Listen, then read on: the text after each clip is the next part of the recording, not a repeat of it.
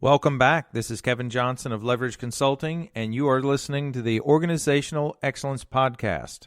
This past week, I've had a lot of conversations with clients and folks outside of my world of consulting, just people I know on a personal level. And this podcast and the next podcast is going to talk a little bit about, or a lot about, the employer and employee relationship and a little bit of what everyone experiences with it. More specifically, with today's podcast, I'm going to talk a little bit about what good employees and bad employees cost the company. I think anytime we start a conversation like this, our immediate thought is money. And that is one big factor of it, but it is by far not the sole factor.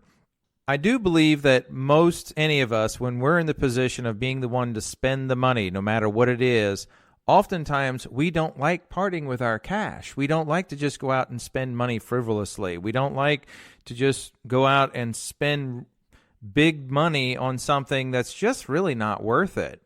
And the tough thing is, for example, if we were going to go buy a cell phone, and this will be a little bit of our example today. If we were going to go buy a cell phone, would you go out and spend $1,200 on an iPhone 4? I'm guessing not, unless there's some famous person that once owned it. This thing is gold-plated. It's engraved with the actor's name or whoever it was. I doubt you're going to spend $1,200 for an iPhone 4. However, you might spend $1,200 on the newest, latest, greatest iPhone 17 or whatever we're up to now. And yes, I'm being facetious. You would more than likely spend it on that phone because you know that it has new capabilities. It has a faster processor. The camera quality on it now rivals what you actually get in SLR cameras nowadays, or not that long ago at least. The same example can apply to employers and employees. And when you start thinking about what we invest in an individual monetarily,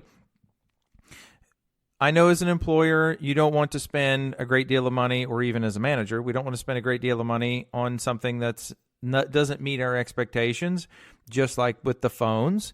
And by the same token, I think sometimes we just look for cheap. And that's not the right answer either. One thing, when we think about what does an employee bring to the party, we have to start thinking about, what am I really paying for here? Am I paying for the iPhone 4 or are we paying for the iPhone 11? When we're interviewing new candidates or we're looking at the existing people in our organization, we need to start looking at what their capabilities are. And it's not just from a technical skill set standpoint, but it's also their soft skills and their attitude. So you can have an individual who is phenomenally technically. If their attitude is poor throughout the day, if they're not a team player, they're a poor communicator, they're not the iPhone 11. So they're not really worth that top dollar. And conversely, what if someone has a phenomenal personality, but they have very few technical skill sets that they bring to the party? When I'm drawing this example, this is a two-way street. So some of you listening to this may or may not appreciate the message, but no matter who you are, whether you're the employee, the manager, the employer, this is a philosophy and a mindset that I believe everyone should have, no matter the position that you are in the business. And that is, we should be in a constant battle, trying to outdo the other, trying to provide more value. Imagine on a day-to-day basis, weekly basis, monthly basis, that the employer and the employee are trying to outdo one another, trying to figure out who can provide more value. In that type of environment, imagine the employer who's always trying to make the employee feel good, trying to make sure the employee is compensated well, the employee is trained well, the employee is, I can go on with this. And by the same philosophy and mindset, that employee is always looking for, how can I better this company? How can I lift up this team? How can I exceed my goals? How can I get better as an individual? Imagine that going on all the time. Well, as far as I'm concerned, the employer and the employee compensation and the other things that come with it are almost unwritten, undefined. There's definitely a cap and a limit to any job and description. However, when you have that type of environment, we're not looking to cheap out. We're looking to get the iPhone 11. And if you like car analogies, we can come up with things like that too.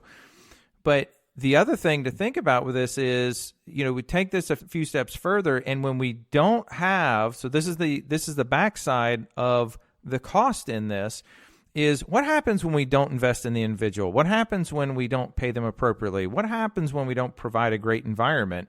Then somehow or another the person leaves, whether we invite them to go find a job somewhere else, or whether they decide this is just not it for me and I'm going to move somewhere else. And I think in most instances, that's the easy choice for most people, as opposed to investing in, let me make this work, no matter whether you are the employee or the employer.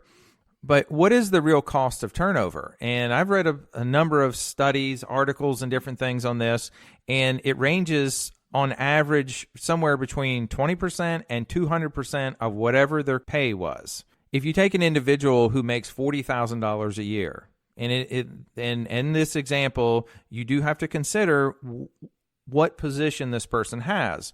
But I do believe most of you would be surprised at how much impact one position can have, even certain positions that you may think aren't as influential as others. But imagine this individual is making $40,000 a year. On the low end of things, their turnover is going to cost you $8,000. And I really do believe, for most examples, that's pretty low, because when you start thinking about the cost of advertising to hire a new individual, when you consider the pay you may pay out for people to do working interviews, when you consider your time in interviewing people, and those are just those costs of the interview process. When you hire the brand new person, they are not a full-time equivalent. They might be 20% of whatever the last person was who left. And then it takes a while for them to get up to speed. How much do you invest in training and things like that? And then the next piece of it is, how much business do you lose? And there's the big variable with this. How much business do you lose because someone is not capable in their job? So let's take it to the other end of the spectrum. Do you really believe that a $40,000 employee can cost you $80,000?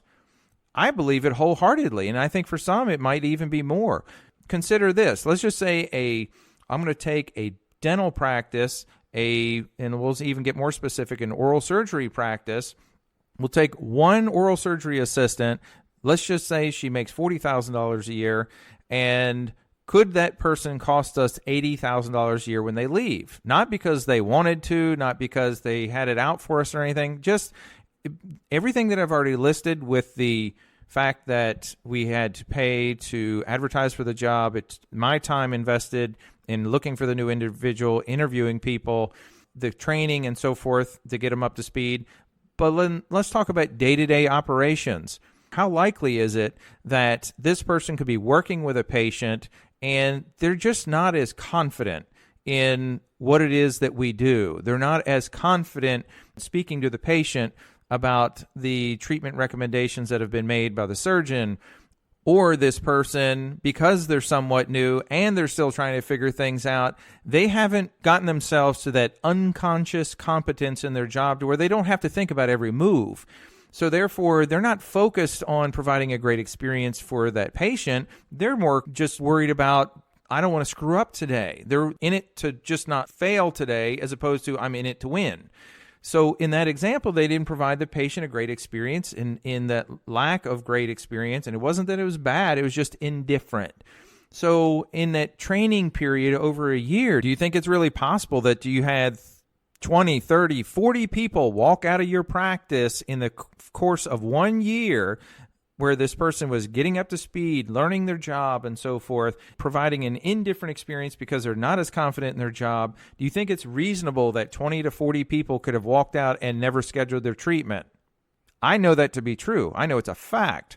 So imagine, again, that turnover. So when we're considering your organization and considering what we're paying, a few dollars more an hour for a really good qualified person could end up costing you a whole lot less in the long run. So there's your Organizational Excellence podcast for today. I've got another really good one coming up for you soon.